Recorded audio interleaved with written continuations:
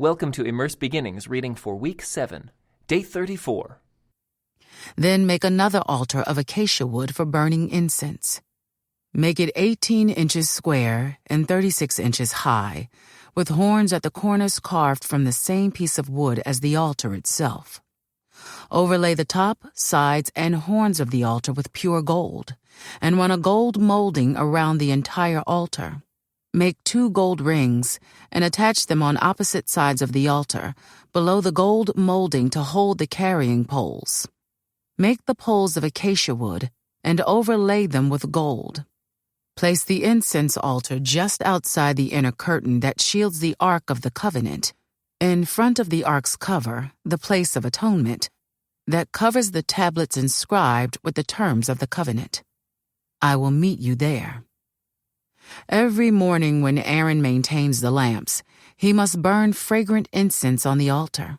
And each evening when he lights the lamps, he must again burn incense in the Lord's presence. This must be done from generation to generation. Do not offer any unholy incense on this altar, or any burnt offerings, grain offerings, or liquid offerings. Once a year, Aaron must purify the altar by smearing its horns with blood from the offering made to purify the people from their sin. This will be a regular annual event from generation to generation, for this is the Lord's most holy altar. Then the Lord said to Moses, "Whenever you take a census of the people of Israel, each man who is counted must pay a ransom for himself to the Lord. Then no plague will strike the people as you count them. Each person who is counted must give a small piece of silver as a sacred offering to the Lord.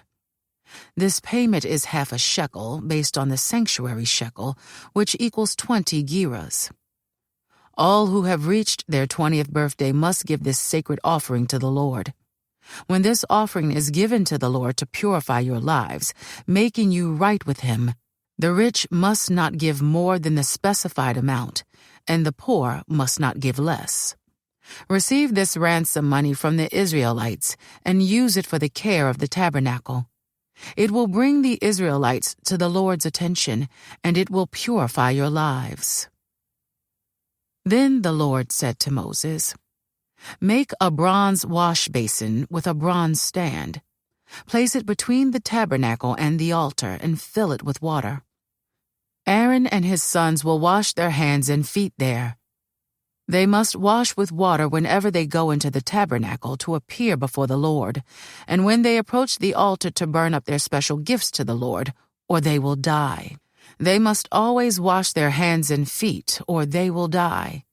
This is a permanent law for Aaron and his descendants, to be observed from generation to generation."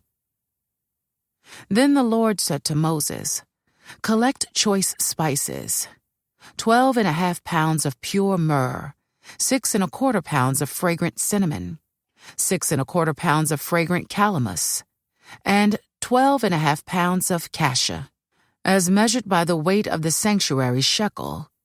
Also get 1 gallon of olive oil.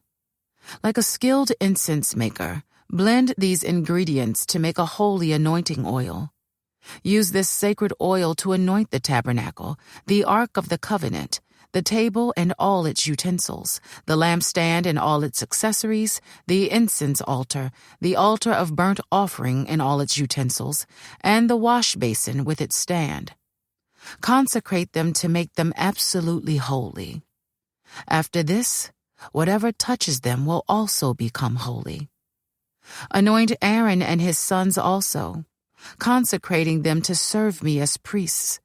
And say to the people of Israel, this holy anointing oil is reserved for me from generation to generation. It must never be used to anoint anyone else, and you must never make any blend like it for yourselves. It is holy, and you must treat it as holy. Anyone who makes a blend like it or anoints someone other than a priest will be cut off from the community."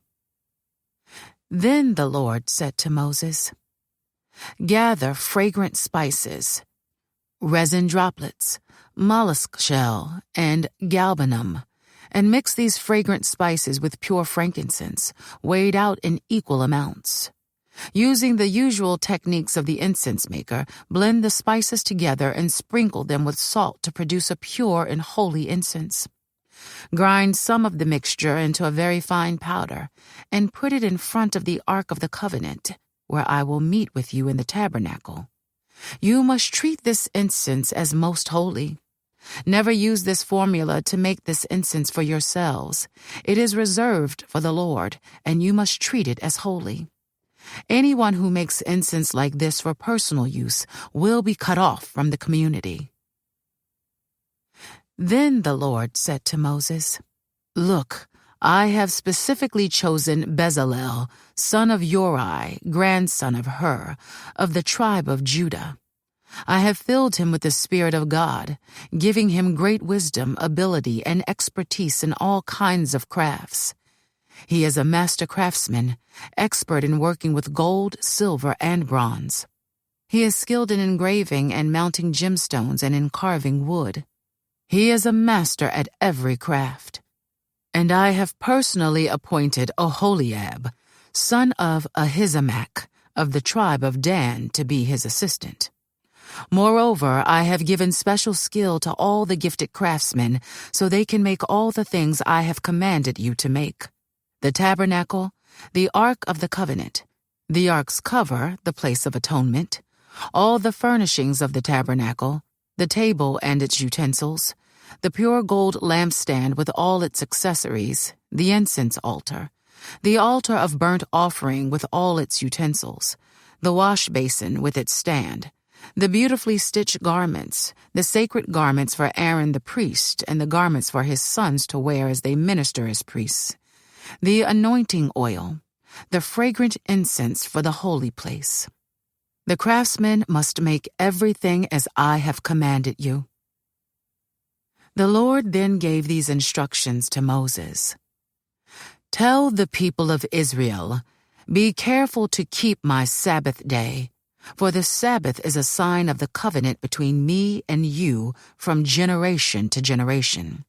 It is given so you may know that I am the Lord who makes you holy. You must keep the Sabbath day, for it is a holy day for you. Anyone who desecrates it must be put to death. Anyone who works on that day will be cut off from the community. You have 6 days each week for your ordinary work, but the 7th day must be a Sabbath day of complete rest, a holy day dedicated to the Lord. Anyone who works on the Sabbath must be put to death. The people of Israel must keep the Sabbath day by observing it from generation to generation. This is a covenant obligation for all time. It is a permanent sign of my covenant with the people of Israel. For in 6 days the Lord made heaven and earth, but on the 7th day he stopped working and was refreshed."